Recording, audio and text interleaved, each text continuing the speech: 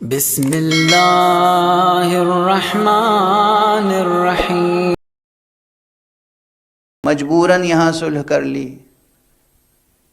کچھ ایسے حالات ہو گئے، امام مجبور ہو گئے، مجبوراً صلح کرنی پڑی۔ مجبوراً کے کیا معنی ہوتے ہیں؟ مجبوراً کے کیا معنی ہوتے ہیں؟ یاد رکھیے گا، آج کے بعد سے ایک انقلاب آئے گا، شور ہنگامہ ہوگا، سوالات ہوں گے۔ اپنی اپنی ڈکشنریوں سے لفظ مجبوراً ڈیلیٹ کر دیجئے۔ ہمارا خدا مختار ہے، اس کا رسول مختار ہے، ولی مختار ہے، امام مختار ہے۔ یہاں کوئی کام مجبوراً نہیں ہوتا، سب اختیار سے ہوتا ہے۔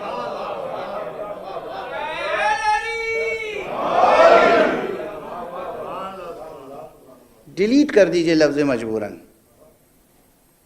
ٹھیک ہے؟ طے ہوا؟ ایگریڈ؟ مجبوراً کیا؟ حالات ایسے ہو گئے تھے، امام مجبور ہو گئے، مجبوراً صلح کر لی، اور اس کے بعد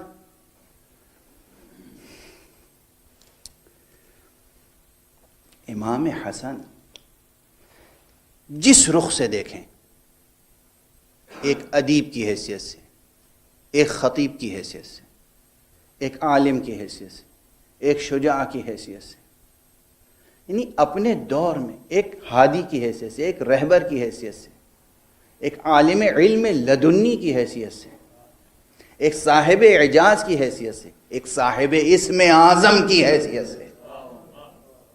امام کے کیا معنی ہیں؟ امام کے پاس اسم اعظم ہے یا نہیں؟ ایک صاحب اسم اعظم کی حیثیت سے، ایک قرآن ناطق کی حیثیت سے،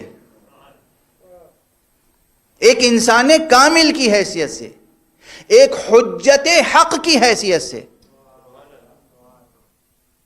امام ہمارے نقطہ نظر سے، ہمارے مکتب میں امام معصوم یعنی حجت خدا۔ ہر حیثیت سے امام اس وقت اپنے عہد میں کائنات میں سب سے افضل تھے۔ کائنات میں بعد از خدا و محمد و علی و فاطمہ سب سے افضل ہستی کس کی تھی؟ امام حسن مجتبی۔ کیا اس نقطہ نظر سے تاریخ میں لکھے ہوئے واقعات سچے لگتے ہیں؟ تو تاریخ کی کریکشن کی ضرورت ہے کہ نہیں؟ کریکشن کس کی روشنی میں ہوگی؟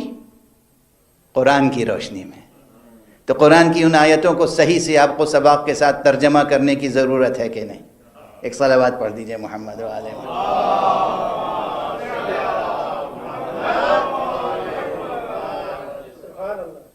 اب یہاں پر تیزی سے، چونکہ 3 ہی دن کی گفتگو ہے، کل حضور علیہ الصلوۃ والسلام سے متعلق زیادہ گفتگو کرنی ہے، تو ایک جدید جو پولیٹیکل تھیوریز ہیں اور پولیٹیکل فلسفی ہے اور جو کچھ دنیا میں چل رہا ہے، اس میں 3 ٹرمینالوجیز آتی ہیں۔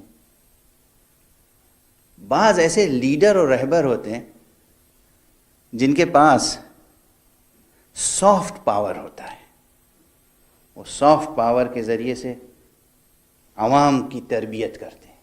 یاد رکھیے، میں تربیت کا لفظ استعمال کر رہا ہوں اس لیے کہ ہمارے نزدیک صحیح معنی سیاست کے تربیت کرنے کے۔ سیاست یعنی تربیت کرنا، عوام کی تربیت کرنا، انسانوں کی تربیت کرنا۔ واضح ہے؟ صحیح تربیت کرنا۔ جو اللہ جسے ولی بناتا ہے، کس لیے ولی بناتا ہے؟ انسانوں کی تربیت کے لیے۔ ورنہ پہلے جملہ کہا تھا میں نے کہ علی علیہ الصلوۃ والسلام اقتدار پرست نہیں ہے۔ یہ دنیا کا اقتدار ان کے لیے کوئی مسئلہ نہیں ہے، یہ اقتدار پرست نہیں ہے۔ ان کے لیے کرسی کوئی اہمیت نہیں رکھتی، تخت کوئی اہمیت نہیں رکھتا، بادشاہت ملوکیت تھوڑی ہے۔ آپ کے اوپر ولایت ہے، اللہ کی بندگی ہے۔ یہ جو کچھ کر رہے ہیں خدا کی اطاعت و عبادت میں، ہمارے اوپر اپنی ولایت کے تقاضوں کو پورا کر رہے ہیں بخاطر رضائے خدا۔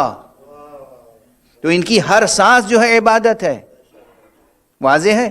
تو جو بھی فیصلہ یہ لے رہے ہیں وہ اس نظام کے مطابق لے رہے ہیں جو مشیت کا نظام ہے۔ یہ دار دنیا چونکہ دار امتحان ہے، اس لیے اگر کسی کے لیے کبھی کسی نے خلافت چھوڑ دی تو امتحان لینے کے لیے، اور کسی سے لی تو امتحان لینے کے لیے، کسی سے جنگ کی تو امتحان کے لیے، کسی سے صلح کی تو امتحان کے لیے۔ دنیا دار امتحان ہے، اور یہ امتحان بڑھتا جاتا ہے جب آپ اسلام قبول کر لیتے ہیں، ایمان قبول کر لیتے ہیں۔ خود قرآن مجید کی آیت ہے، سورہ مبارک ہے عنکبوت، الف لام میم، حاسب الذین آمنوا ان یترکوا ان یقولوا آمنا وهم لا یفتنون۔ کیا ایمان لانے والوں نے یہ سمجھ لیا ہے کہ ان کو چھوڑ دیا جائے گا بس اتنا کہہ دینے پر کہ ہم ایمان لے آئے ہیں؟ نہیں، بلکہ ان کا امتحان لیا جائے گا۔ قرآن کا صاف بیان، واضح بیان، کیا ایمان لانے والوں نے یہ سمجھ لیا ہے کہ ہم وہ چھوڑ دیے جائیں گے صرف اتنا سا کہہ دینے پر کہ ہم تو ایمان لے آئے ہیں؟ نہیں، آپ ایمان لائے ہیں، وہاں سے تو امتحان شروع ہوگا۔ تو جن لوگوں نے بھی لا الہ الا اللہ کہا، محمد رسول اللہ کہا، ان کا امتحان شروع ہوا۔ رسول اللہ نے اعلان کیا، میرے بعد جس کا میں مولا اور آقا اور سرپرست ہوں علی ہیں، سب نے سنا۔ جس نے تسلیم کیا وہ امتحان میں کامیاب ہوا، جس نے تسلیم نہیں کیا وہ امتحان الہی میں ناکام ہوا، دنیا میں جتنا کامیاب ہوا۔ اور دنیا کی کامیابی بھی کیا کامیابی ہے جب دنیا سے جاتے وقت انسان حسرت اور افسوس کے کلمات کہتا ہوا جائے۔ کون ہے علی کے سوا جس نے جاتے جاتے کہا ہو، رب کعبہ کی قسم میں کامیاب ہو گیا؟ کون ہے؟ کسی کی آواز ہے؟ فلاں صاحب گئے، فلاں صاحب گئے، فلاں صاحب گئے، جیسے بھی گئے، جس حال میں، آخری وقت کیا فرما گئے؟ تاریخ میں پڑھ لیجئے۔ اب وقت نہیں ہے کہ میں دہراؤں، مجھے یاد ہیں جملے مگر اب وقت نہیں ہے، بس سمیٹ رہا ہوں گفتگو۔ امام حسن علیہ السلام یہ چاہتے تھے، ان کو یہ وظیفہ اللہ کی طرف سے ملا تھا کہ گویا جدید اصطلاح میں کہہ رہا ہوں، حالانکہ یہ اصطلاح کافی نہیں ہے، کہ سافٹ پاور کے ذریعے سے، نرم روی کے ذریعے سے آپ انسانی معاشرے کی تربیت فرمائیں۔ اس لیے آپ نے کی صلح، اور وہ بھی صلح کیا کی جسے کہتے ہیں جنگ بندی، جنگ کو مؤخر کرنا۔ صلح کہیں حق و باطل میں صلح ہو سکتی ہے، کہیں حق اور باطل میں صلح ہو سکتی ہے۔ حق اور باطل میں صلح کا امکان نہیں ہے، متصور نہیں ہو سکتی، معقول نہیں ہے یہ بات کہ ہر حق و باطل میں صلح ہو گئی، ممکن نہیں ہے۔ حق و باطل میں جنگ بندی ہو سکتی ہے یا جنگ ہو سکتی ہے، بس، یا جنگ بندی ہو سکتی ہے یا جنگ ہو سکتی ہے، دو ہی کام ہو سکتے ہیں، تیسرا ممکن نہیں ہے۔ جنگ بندی حسن نے کی، جنگ حسین نے کی۔ حق اور باطل میں تیسری کوئی چیز متصور نہیں ہے۔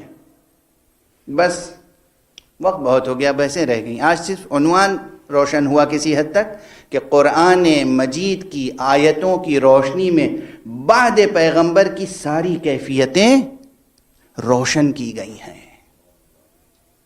ایک دو آیتیں نہیں، سینکڑوں آیتیں ہیں۔ بس آج گفتگو یہاں روک رہا ہوں۔